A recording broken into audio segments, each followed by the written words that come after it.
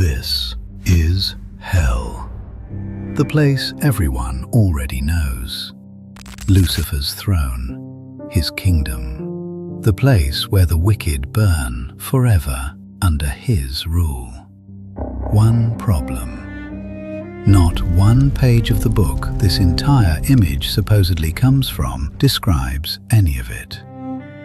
So why is he still sitting on this throne, in your mind, if nowhere else? Let's find out exactly where he's actually supposed to be.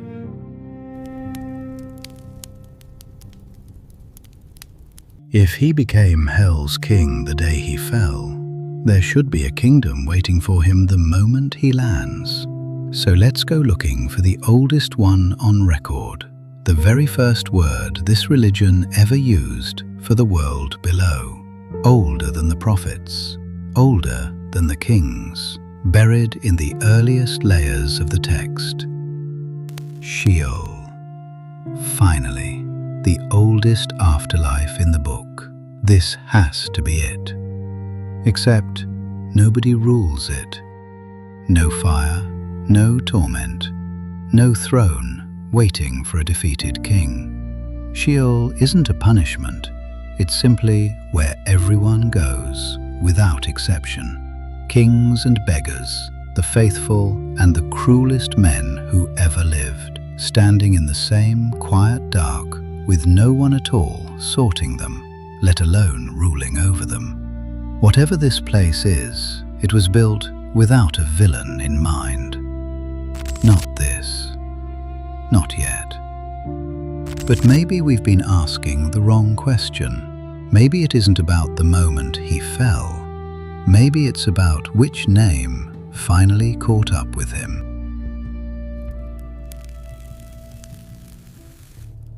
Centuries later, when this scripture was translated into Greek, the translators needed a word for the world below, and they reached for one that already had a throne in it. Hades. A god, not a demon, a wife stolen from the world above, a three-headed hound chained at the gate, rivers with their own names, their own currents, their own rules for crossing them. An entire kingdom, fully staffed, fully furnished, centuries older than the Hebrew word it was borrowed to replace. This time there's finally a ruler down there. Just not him. Borrowing the word doesn't hand you the throne that came with it. Even the Gospels seem to sense the mismatch. In the one story that actually describes someone suffering there, a rich man calling up in torment, there's no jailer standing over him, no warden, just distance and a gap no one can cross. It reads less like a kingdom and more like a waiting room with no one running it at all. So, not a fallen name and not a borrowed one, which leaves the strangest possibility of all, that the real hell was never mythological to begin with.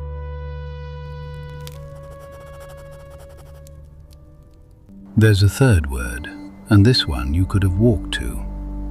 Gehenna. A real valley south of Jerusalem's walls. Under two of the kingdom's own kings, children were burned there as sacrifice, in full view of the city walls. A reforming king eventually tore the altars down and declared the ground defiled, unfit for anything sacred again. And from then on, according to later tradition, the valley became something far more ordinary and far more damning. The city's rubbish ground, refuse, the bodies of executed criminals. A fire, locals said, tended so constantly it never fully went out. A real hell at last, somewhere he could actually sit.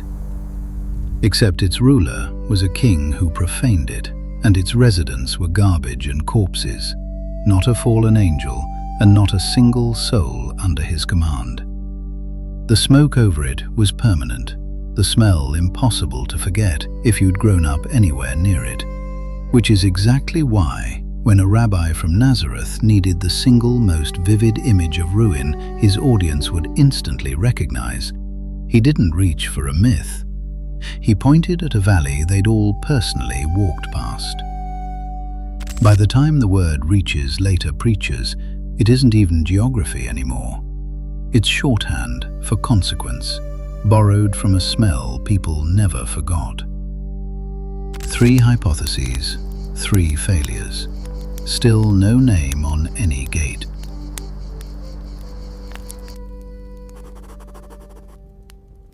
We finally found the throne. Just not in the Bible. 700 years after the last page of the New Testament, one poem built him something Scripture never once attempted. 9 circles, each with its own law, its own inhabitants, and at the bottom, not fire at all, but ice. Lucifer, waist-deep in it, generating the cold that traps him rather than escaping it. This might be the most influential image in Christian history. Not because it's true, because everyone believed it.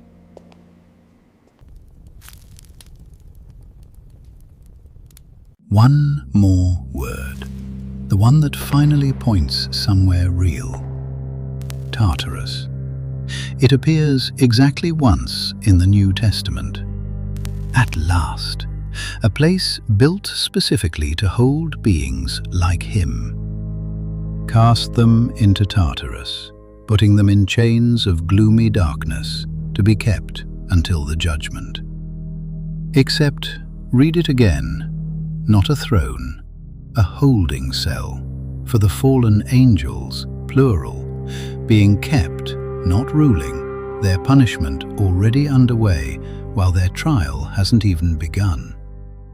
Another letter from the same period adds a detail that makes it worse for him, not better. Those same angels held in eternal chains in deepest darkness for the judgment of the great day. Language borrowed almost exactly from how ancient courts described a prisoner remanded before sentencing, not a monarch holding court. 4 words, 4 hypotheses, not 1 crown.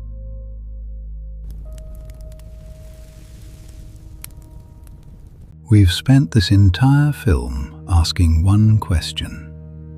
Where is hell? Scripture, it turns out, was never answering that question. Go to the one book that actually describes his ending, and the tense of a single line should stop you cold. The lake of fire, prepared for the devil and his angels. Prepared for him, not ruled by him, not occupied by him. Built and waiting, the way a cell is built before a sentence is carried out. The same book goes further. Even death and Hades itself are eventually thrown into that same fire, as if they were prisoners too, not places he presides over. He isn't hell's king. He's its first prisoner. And by the text's own account, the sentence hasn't started yet.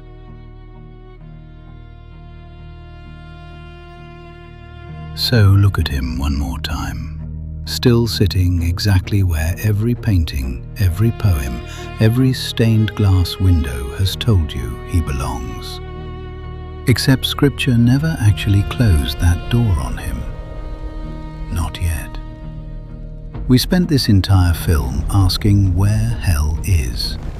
Scripture, it turns out, was asking a different question the whole time. Not where. When. Which leaves one question none of this has actually answered. If the sentence hasn't been carried out, is it still possible to appeal it? We should find out.